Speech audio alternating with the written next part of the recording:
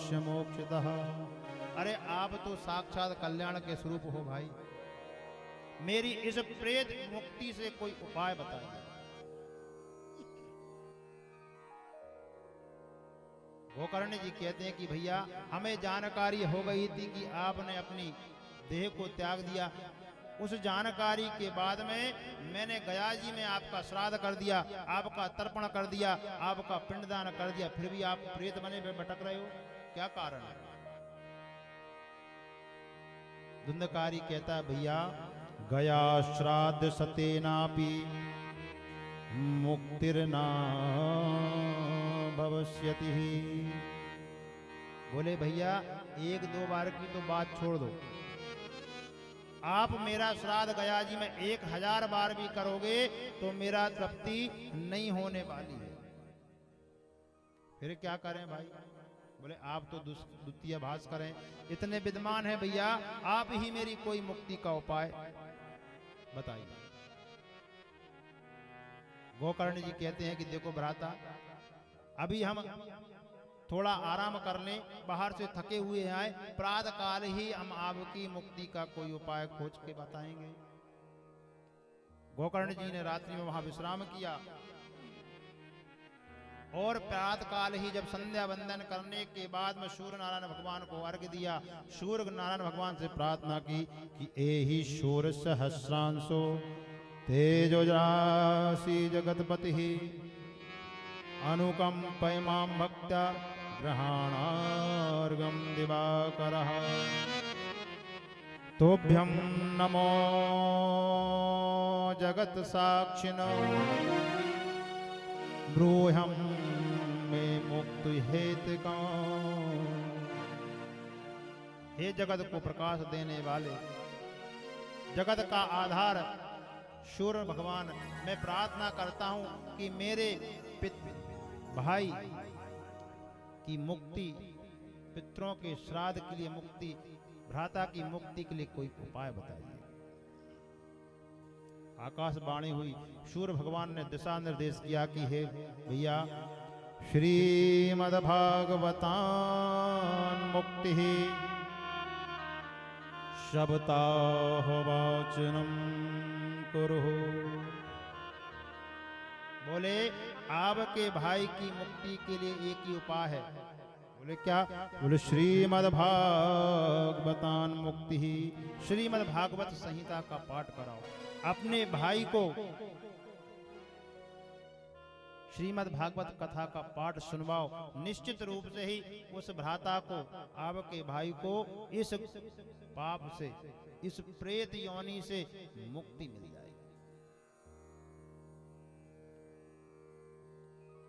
जब गोकर्ण जी ने सुना कि श्रीमद् भागवत के वाचन करने से, सुनाने से मेरे भाई को प्रेत मुक्ति से मुक्ति मिल जाएगी, तो फिर क्या था, सावन के महीने में सुंदर व्यास मंच का निर्माण कराया और भैया गोकर्ण ही व्यास मंच पर आसीन हो गए और कई प्रकार के श्रोताओं को बुलाया। वैष्णवो ब्राह्मणो मुख्यम श्रोतारम परिकल्पचः। व्यास के रूप में भगवान गोकर्ण जी व्यासपीठ पर आसीन हो गए और सभी श्रोताओं को कथा के लिए। पर धुंधकारी को कहां बैठाला जाए भाई? प्रेत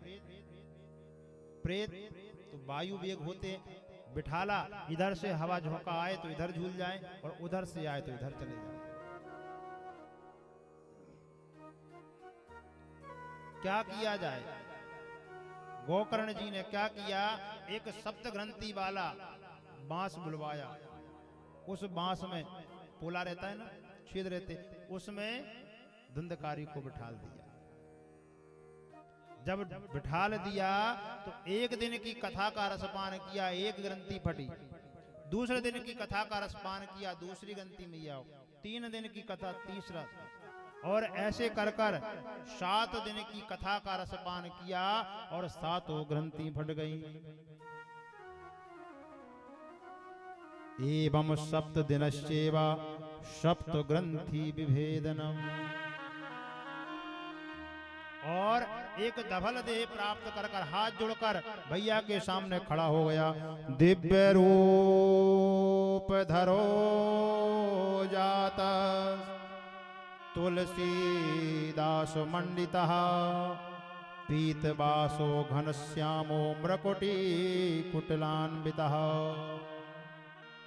श्वेत वस्त्र पहने हुए धवल देव को प्राप्त होकर हाथ जोड़कर खड़ा हो गया और कहने लगा, भैया अहम बंधुर कृपा सिंधु। बोले भैया आपकी कृपा से मुझे इस प्रेत योनि से मुक्ति मिल गई। भैया की बड़ाई करने के बाद में भागवत जी की बड़ाई करता है कि धन्यम भागवती वर्ता प्रेत पीड़ा विनाशनी शप्तो भी तथा धन्य कृष्णलोक फलप्रदः। ये भागवत धन्य है जो मुझ जैसे प्रेत को, अधम प्रेत को मुक्ति मिल गई। स्वर्ग से विमान आया और उस विमान में जैसे ही गोकर्ण ने धुंधकारी को बिठाया, सारे श्रोता जो थे ने वह भी खड़े हो गए कि महाराज कथा हमने भी रसपान की।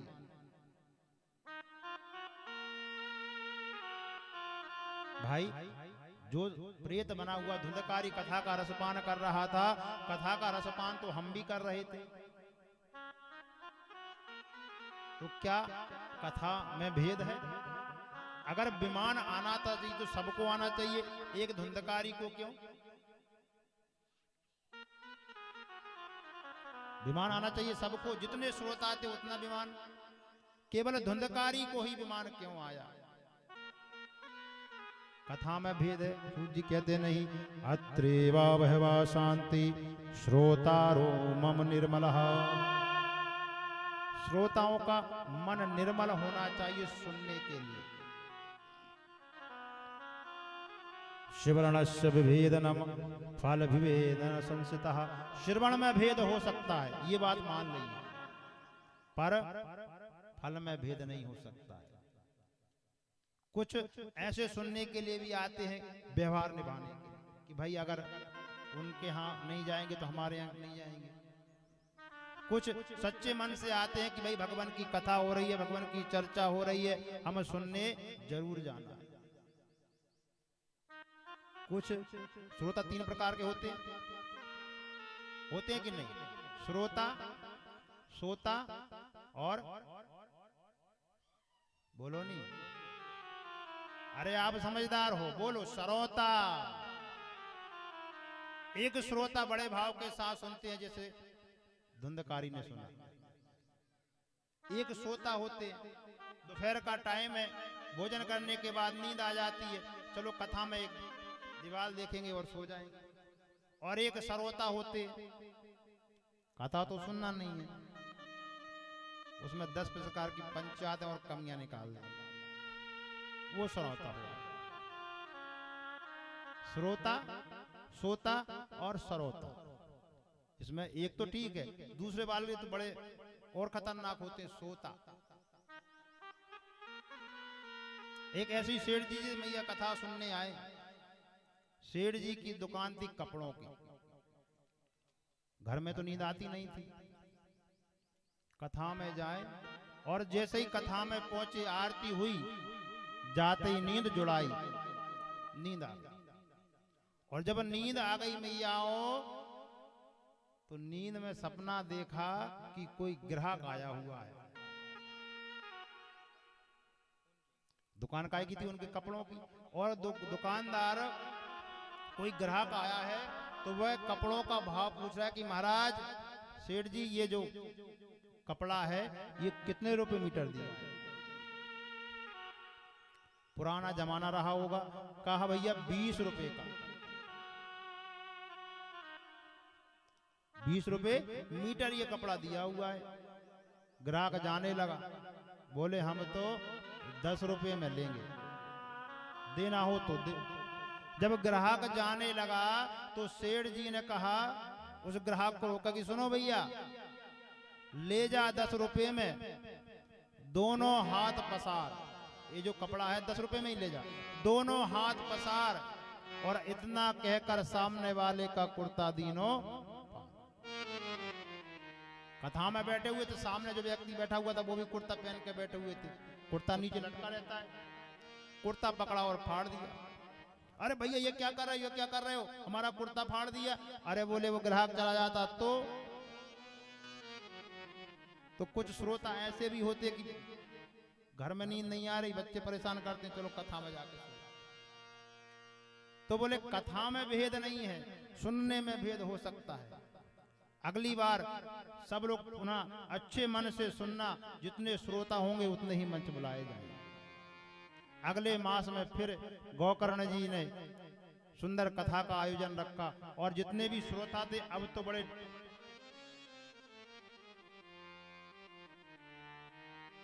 ध्यान पूर्वक संकल्प करके कि इस बार तो हमें मोक्ष प्राप्त करना ही है। कथा सुनने के लिए बैठे और जैसे ही 7 दिन की पूरी कथा हुई, जितने श्रोता उतने बीमार।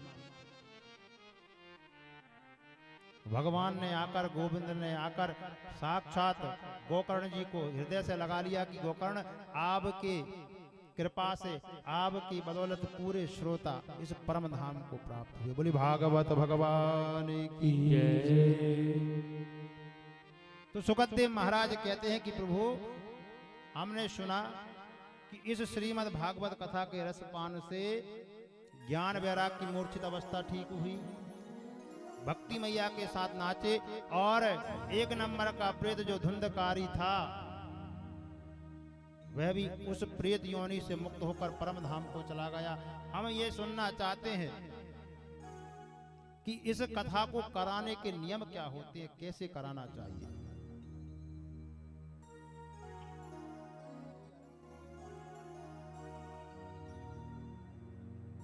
तो सूत जी महाराज कहते हैं कि देखिए प्रभु, अगर हमने संकल्पित किसी कामना के लिए श्रीमद् भागवत कथा करा रहे हैं तो सुंदर मुहूर्त देखना चाहिए, सुंदर व्यासपीठ तैयारी करना चाहिए।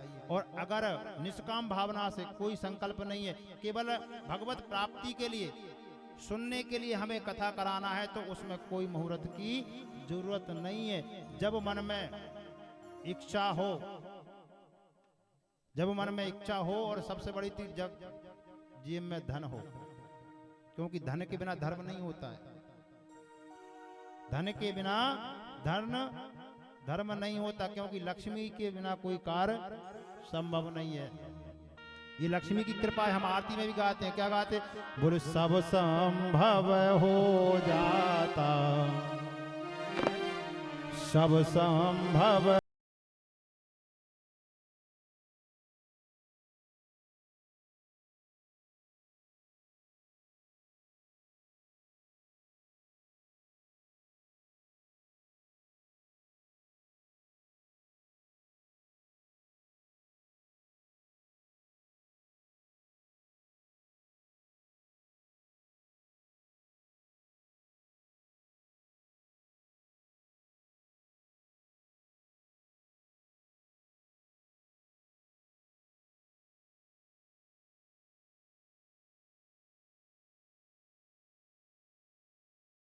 नहीं होता।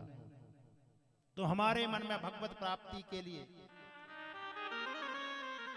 जब मन में श्रद्धा हो जाए तो मुहूर्त की आवश्यकता नहीं है।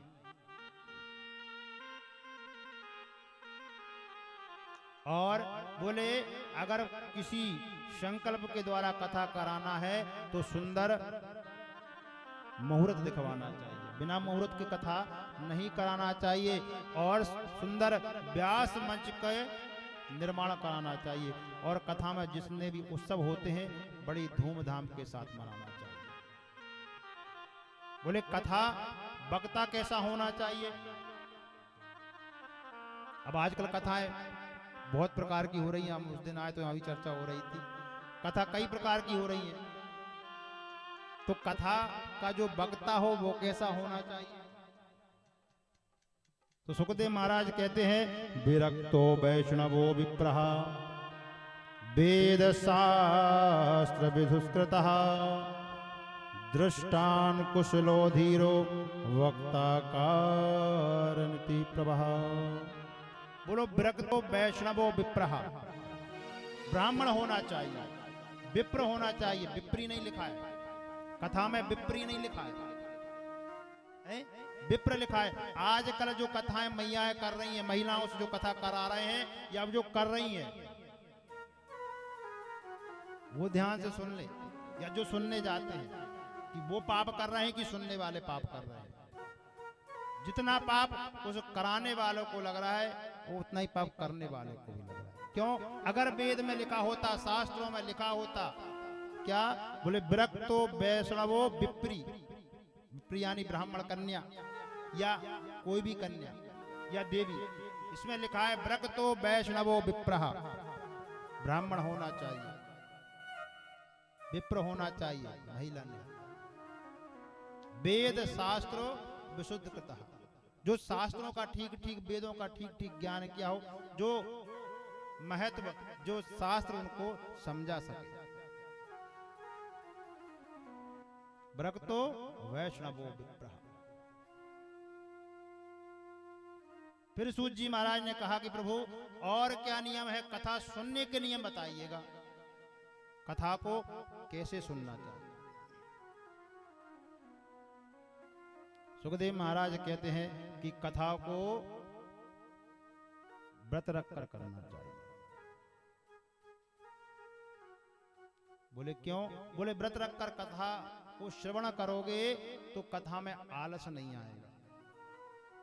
फलहार करना चाहिए, ज्यादा भोजन नहीं करोगे, कम भोजन करोगे, अल्पाहार करोगे तो आलस नहीं आएगा। पता लगे कि यहां तक भोजन कर कर आए, और कथा में आलस नहीं आना चाहिए, कम भोजन करना चाहिए, व्रत करना चाहिए। और अगर शरीर में सामर्थ्यता नहीं है तो एक टाइम व्रत करो, एक टाइम भोजन करो। कथा में तो ये लिखा है कि घी पीकर कथा को सुनना चाहिए, पर आजकल घी पचाना तो संभव नहीं है। रोटी में थोड़ी सी लग जाए, चपाती में तो नहीं पच पाता है। बोले फिर बोले और भी सामर्थ्यवान नहीं है, शरीर में दिक्कत है, रोग है, 3 बार भोजन करो, छक्के भोजन करो, पर कथा में मन लगना चाहिए। भोजनम तुम वरम मध्ये कथा श्रवण कारकम। आप तो 3 बार भोजन करो, कथा में विघ्न नहीं आना चाहिए। वैसे तो नियम यह है कि व्रत रख कर रख, क्या कथा का पान, रसपान कब करना चाहिए? व्रत रखकर। और व्रत रखने में दिक्कत है तो 3 बार भोजन करो, विघ्न नहीं आना चाहिए। और ऐसा ना हो कि 3 बार भोजन भजन एक बार, उसमें भी आते हैं झंझट हजार। किसी प्रकार का झंझट नहीं आना चाहिए, दिक्कत नहीं आना चाहिए कि महाराज भोजन कर लिया या बैठते नहीं।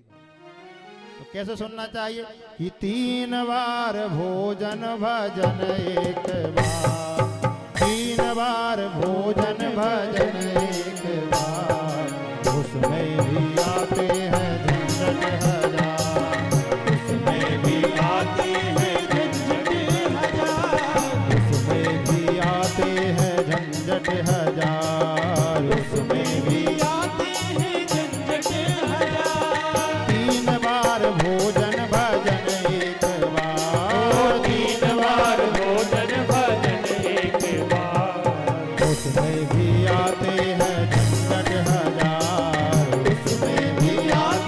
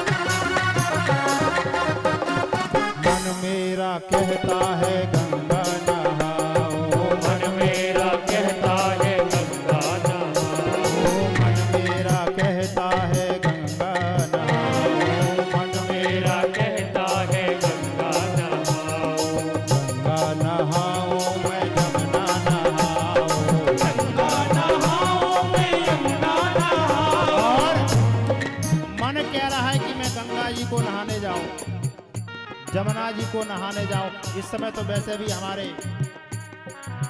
इलाहाबाद में कुंभराज प्रयाग का मेला लगा हुआ है, आप लोग गए?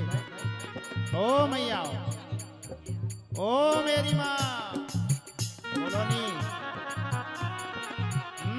मन क्या कह रहा है? मन मेरा कहता है गंगा नहाओ, मन मेरा कहता है गंगा नहाओ, गंगा नहाओ मैं जमुना नहाओ, गंगा नहाऊं मैं यमुना नहाऊं। जाते जाते हुआ क्या? हुआ क्या? जाते जाते रास्ते में आ गया बुखार, जाते जाते रास्ते में आ गया बुखार, उसमें भी आते हैं झंझट हजार, उसमें भी आते हैं झंझट हजार। 3 बार भोजन भजन एक बार, 3 बार भोजन भजन एक बार, उसमें भी आते हैं झंझट हजार, उसमें भी आते हैं झंझट हजार।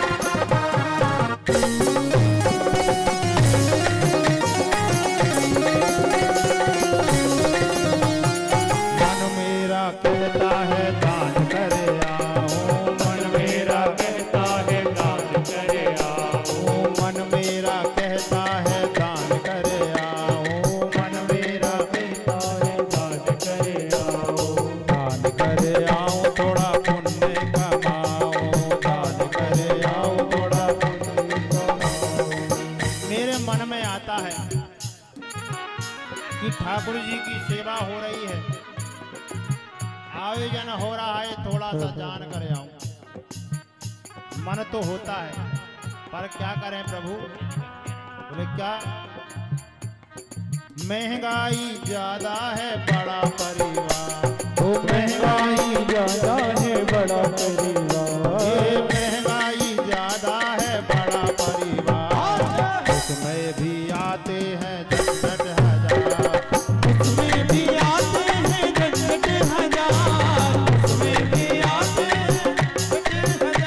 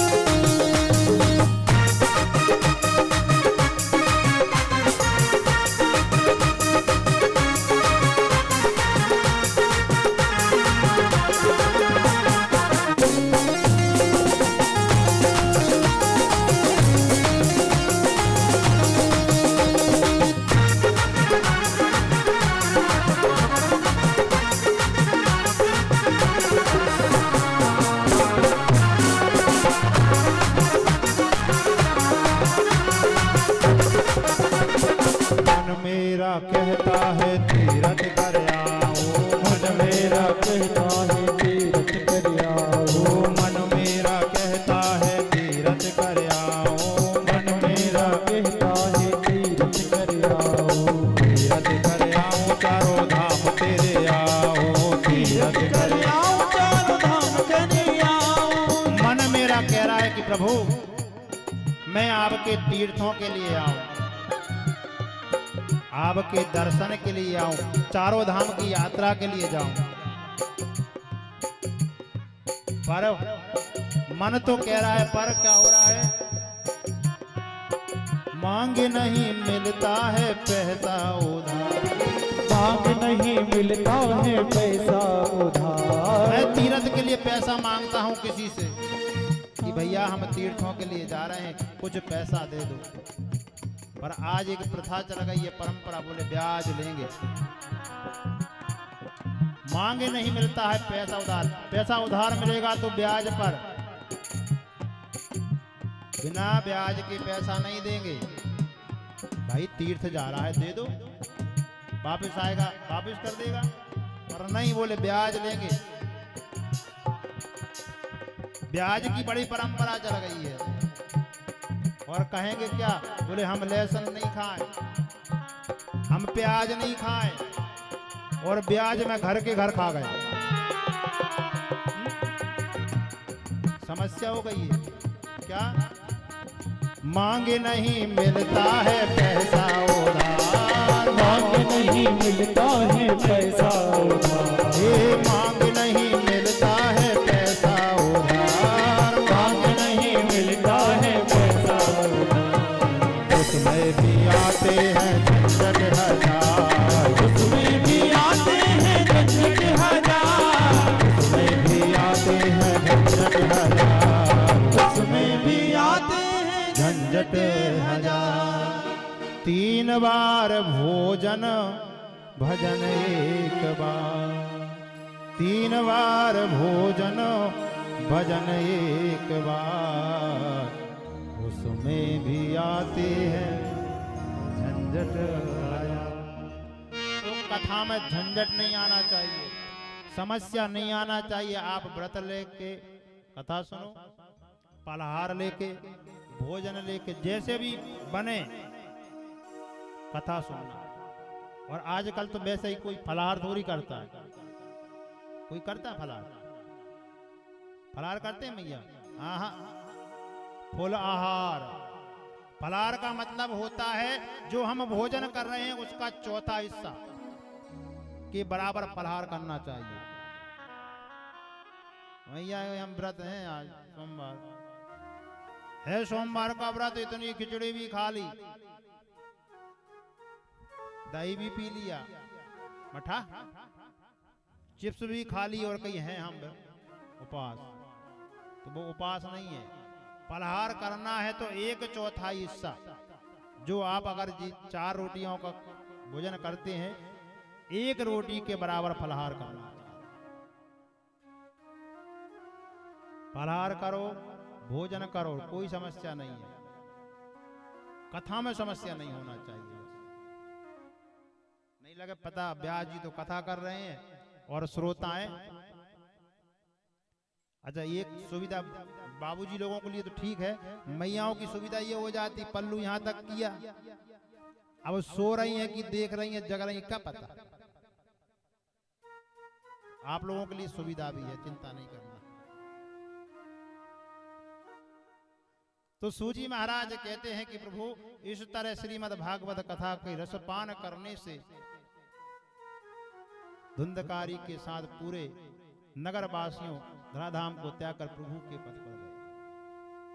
बोले ये कथा सर्वप्रथम सनक, सनंदन, सनातन, सनत कुमार चारों ऋषियों ने देवर्षि नारद जी को सुनाई थी। बोले कहाँ? बोले बद्री विशाल में,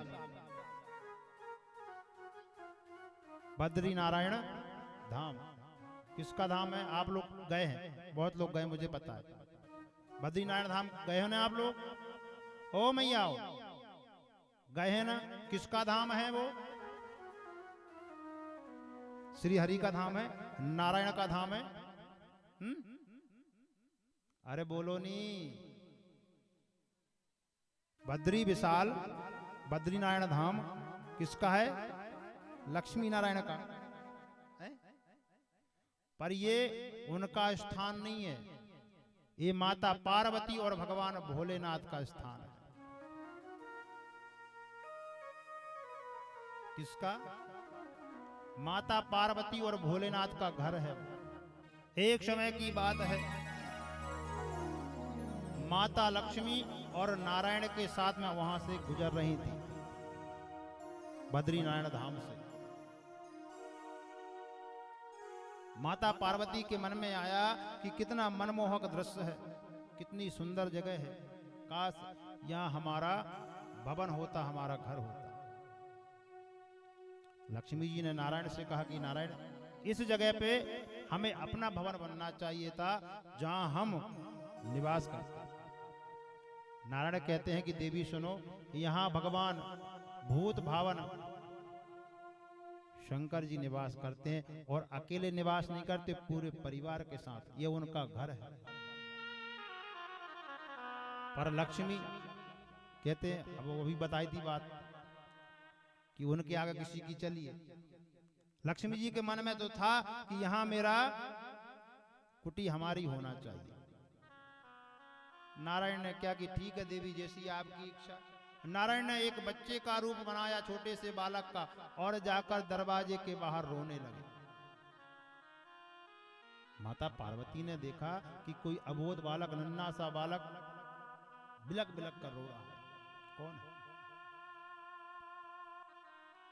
माता पार्वती उस बालक के पास में आई, बच्चे के पास में आई, और उस बच्चे को ले जाकर अपने महल में, अपने कक्ष में जाकर शयन कराने लगी, सुलाने लगी। और जैसे ही वो बालक सोया तो माता पार्वती उस बच्चे को अपने शयन कक्ष में सुलाकर, और जैसे ही अपने महल से बाहर आई, अपने कक्ष से बाहर आई, तो नारायण ने अंदर से कुंडी लगा दी। मैया ने गेट खटखटाया,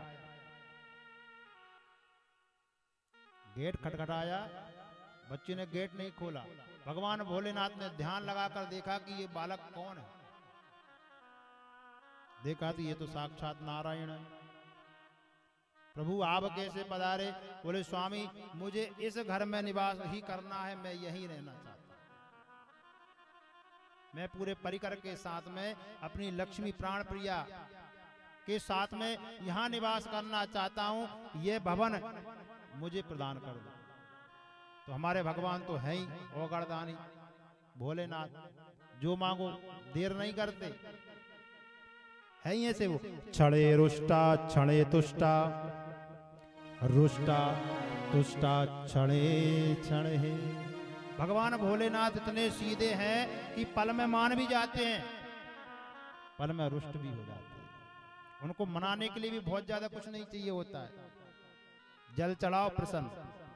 जितने भी और देवता हैं उनको तो ठाकुर जी को 56 भोग चाहिए, कई प्रकार के श्रृंगार चाहिए।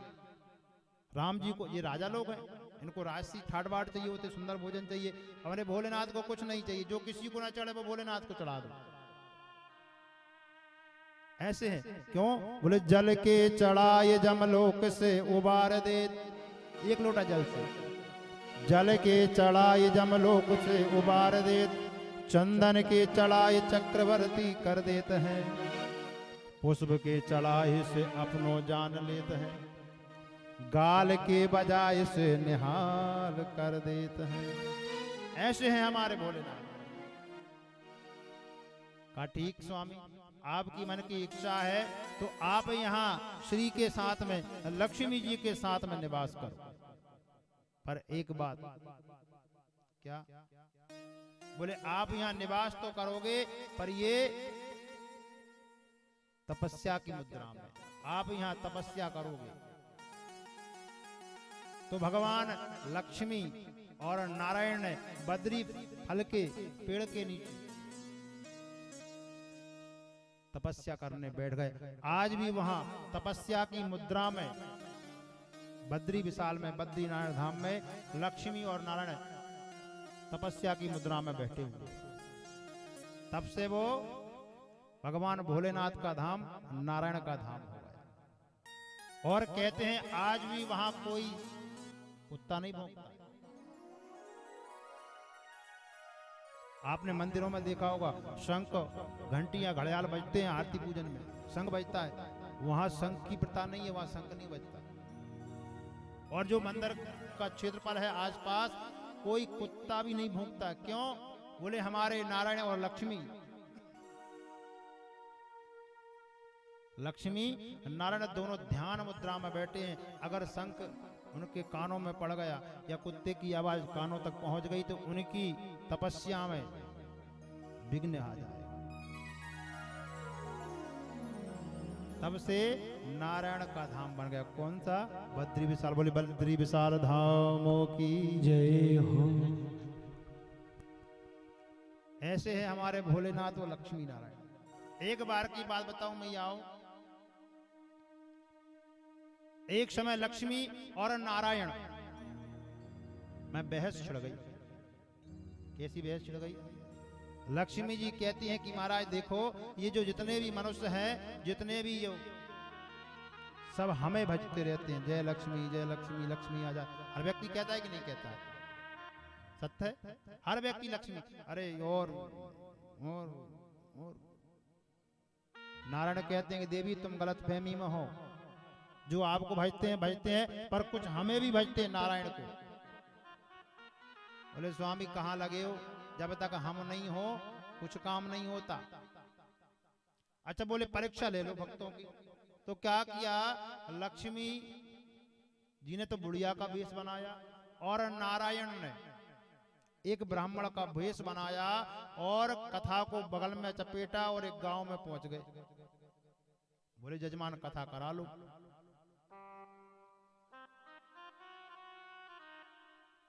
जजमान ने कहा कि स्वामी महाराज आप पधारे ठीक है, पर अभी व्यवस्था नहीं है, आगे करा लेंगे। बोले देखो महाराज धन की चिंता मत करना, आप तो करा लो, हमारा संकल्प है कि आप कथा करा ले। सेठ जी ने सोचा कि देखो मन में तो था कथा कराने का कि कथा कराना है, भाग से पंडित जी भी आ गए हैं तो कथा करा ही लेते हैं।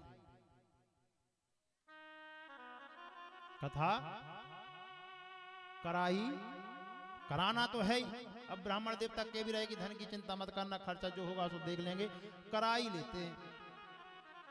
जो जजमान थे उनने बढ़िया सुंदर व्यवस्था कराई, कथा का प्रारंभ हुआ। भैयाओं एक दिन की कथा हुई, दूसरे दिन की कथा हुई और तीसरे दिन की कथा हुई।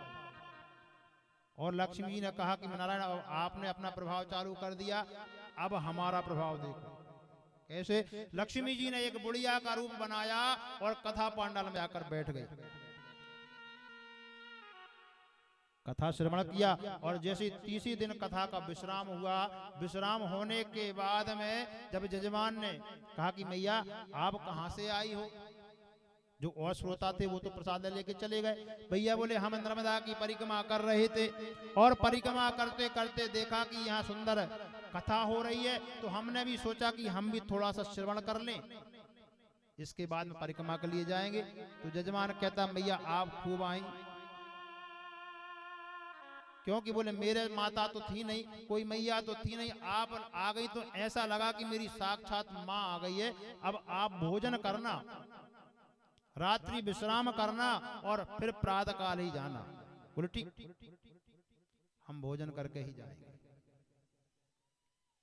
जैसे ही जजमान ने पत्तल लगाई मैया के सामने, मैया कहती देखो बेटा हम कौन ये पत्तल में भोजन करें, हम तो भोजन करने वाले बर्तन अपने साथ में ही रखते हैं। ठीक है मैया निकाल लो। और जैसे ही पत्तल वो अपनी पोटली जो थी ना उसमें से निकाली, सोने की थाली, चांदी का लोटा, सोने की कटोरी, चांदी का गिलास, जजमान तो आंखें मीड़े। जैसे ही उस थाली में भोजन परोसा, भोजन करने के बाद मैया कहती है कि बेटा इनको कहां फेंकने, हम जिस पत्तल में जिस बर्तन में एक बार भोजन कर लेते हैं दूसरी बार नहीं करें। तो जजमान कहते मैया आप कहां परेशान हो रही हो, हम फेंक देंगे। उनने बर्तनों को उठाया और पीछे से घर में अपनी धर्मपत्नी के पास जाकर कहते हैं देख भागवत फल गई, मांझ के धर ले तिजोरी में।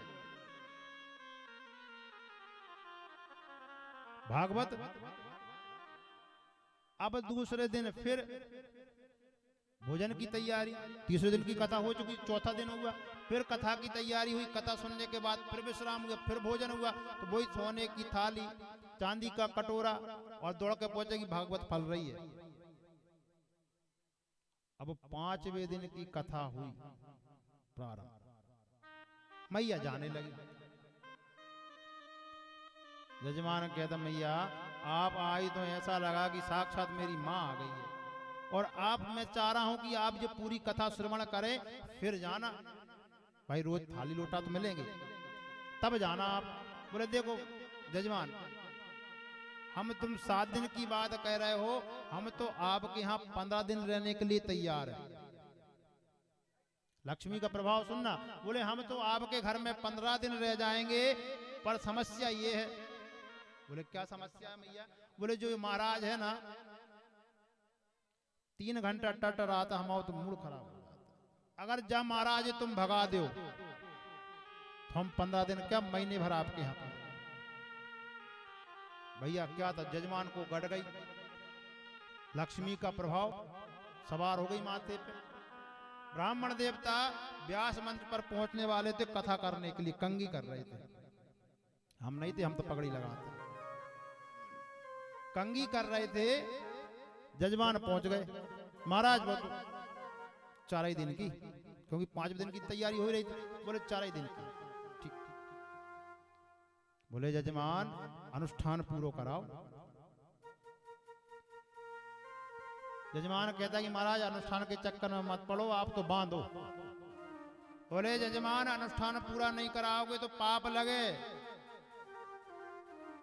यजमान बोले महाराज आप पाप और पुण्य के चक्कर में ना पड़ो, आप तो बांधो। जजमान की बात सुनकर ब्राह्मण देखता, कहते हैं देखो जजमान, अगर आपने अनुष्ठान पूरा नहीं कराया और बीच में अनुष्ठान खंडित कर दिया तो आप नरक में जे हो।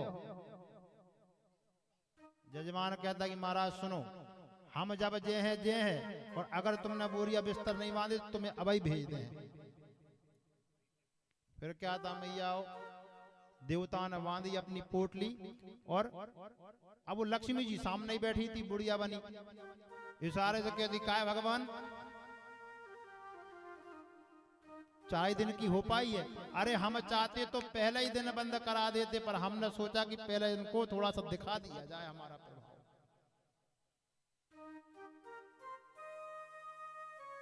हमारा प्रभाव दिखा दिया जाए तब।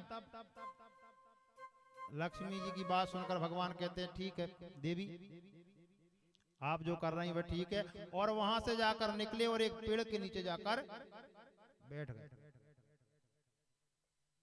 जब वो आकर बैठे, जजमान जब उनकी विदाई करके लौट के आया तो देखा कि वो मैया भी नहीं, मैया भी गोल। अब बोले तिजोरी में जाकर देखो। दौड़कर धर्मपत्नी से कहा कि तिजोरी खोलो। तिजोरी खोली तो उसमें भी राख की ढेर।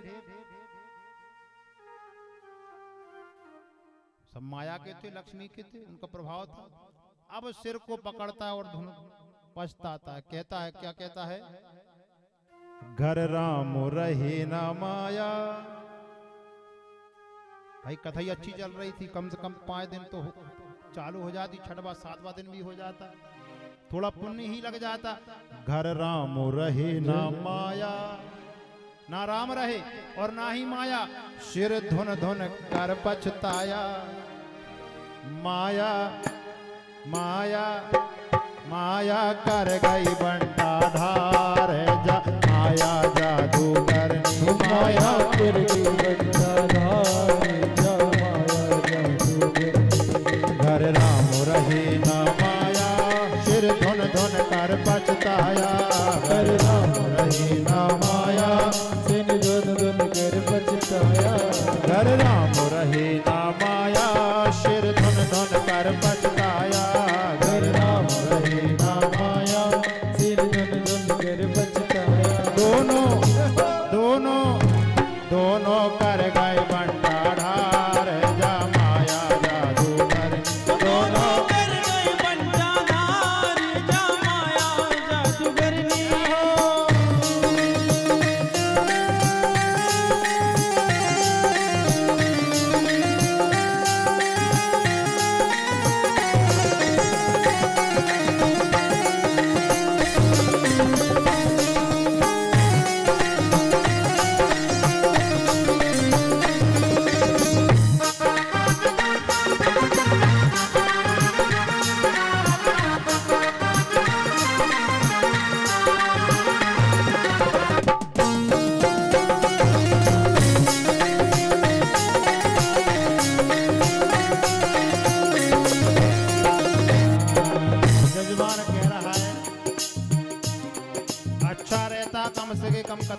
देते। उस धन के चक्कर में, उस लोभ के चक्कर में हुआ क्या, घर राम रहे ना माया, सिर धन धन कर पछताया। घर राम रहे ना माया, सिर धुन धुन कर पछताया। घर राम रहे ना माया, सिर धन धन कर पछताया। घर राम रहे ना माया, सिर धुन धुन कर पछताया। और दोनों आए, मेरे घर में दोनों आए। कौन कौन आए? बोले लक्ष्मी भी आई, नारायण भी आए। समझ नहीं पाया तो क्या हुआ, दोनों दोनों दोनों कर गए बंटाना। दोनों कर गए बंटाना, जा माया जादू करनी। दोनों कर गए बंटाना, जा माया जादू करनी। घर राम रहे ना माया, सिर धुन धुन कर पछताया। दोनों कर गए बंटा ढार, जा माया जादू करनी। तो समय का कोई पता नहीं रहता कि कब भगवान आ जाए, किस रूप में नारायण आ जाए, और क्या अपनी माया दिखाकर हमें चल कर चले जाए। ये भगवान की तो माया ही है। और इस समय का कुछ भरोसा नहीं होता, वक्त का कोई पता नहीं होता है। हम कहते रहते हैं अरे तो हम बहुत कुछ कर लेंगे। हाँ भैया, जो आप सांस ले रहे हैं उसकी गारंटी नहीं है कि अभी जो सांस ली है वो अगली बार ले पाओगे कि नहीं ले पाओगे। इसलिए हर श्वास पर जितना हो सके भगवान का नाम ले लेना चाहिए। श्वास श्वास पर राम ने कही, वृथा श्वास नहीं कोई, और ना जाने इस श्वास की यावन हो ये न हो। कोई गारंटी नहीं है। और कहते ये सांसें हमारी है, अगर अपनी होती, मान लो ये सांसें अपनी होती तो जब हमारा मन होता लेते, और जब नहीं होता तो नहीं लेते। भाई अपनी तो है भाई, अपनी चीज में समय की क्या दिक्कत। हमारा मन है सांस लेने का तो लेंगे, और नहीं है तो नहीं लेंगे। और संडे के दिन, रविवार के दिन तो बिल्कुल नहीं लेते। यहाँ बुधवार चलता है, बलराम भैया कहाँ गए, यहाँ बुधवार चलता है कि बुधवार के दिन तो हम बिल्कुल नहीं लेंगे। भाई हमारा मन है। ये सांस और वक्त का कोई पता नहीं है मियाँ, कब क्या परिवर्तन हो जाए। क्यों? वक्त के कूर छल का भरोसा नहीं। आज जी लो कल का भरोसा नहीं। दे रहे हैं वो अगले जन्म की खबर, दे रहे हैं वो अगले जन्म की खबर, जिनको अगले ही पल का भरोसा नहीं। वक्त के कूर छल का भरोसा, ये वक्त कब निकल जाएगा पता नहीं चलेगा। व्यक्ति बच्चा होता है, कब जवान हो जाता है, जवान से विवाह हो जाता है, विवाह से बच्चों वाला हो जाता है और चला जाता है। हम देखते ही रह जाते हैं, अरे यार ये वक्त है, पता नहीं चलता। और आपके सामने भी ये कई घटनाएं देखी होंगी। अब आप सब मुझसे बहुत बुजुर्ग हैं, मेरी मैया है, चाची है, दाई है, ताई है।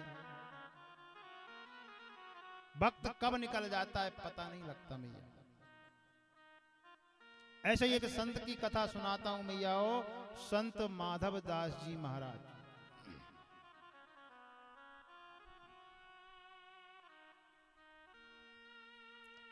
इधर मंच पे मत देना चाहिए, जिनको पिलाना है वही नीचे।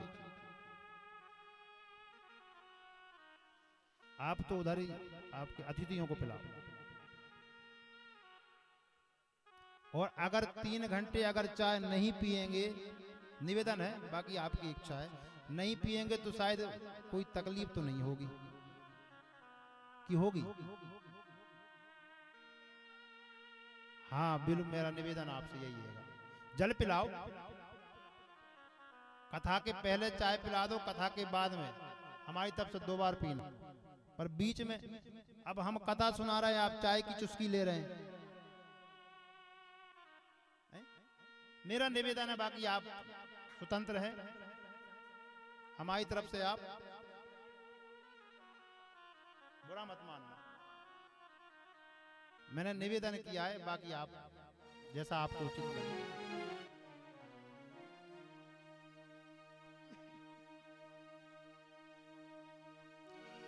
तो मैं कह रहा था मैया, संत माधव दास जी थे, इतने भक्त थे कि हर समय ही भगवान का भजन करते रहते थे।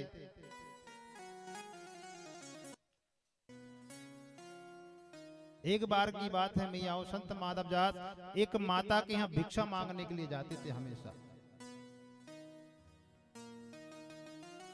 भिक्षा तो वो सभी जगह मांगते थे, पर मैया के घर विशेष जाते थे भिक्षा मांगने के लिए। और एक और बात थी कि वो मैया कभी कुछ नहीं देती थी,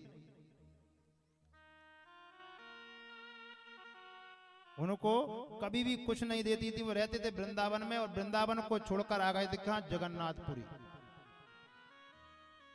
संत माधव दास जी महाराज भिक्षा यापन करते, एक मैया के घर जाते, और जब मैया के घर भिक्षा मांगने जाते तो मैया उनसे एक ही शब्द कहती, बोले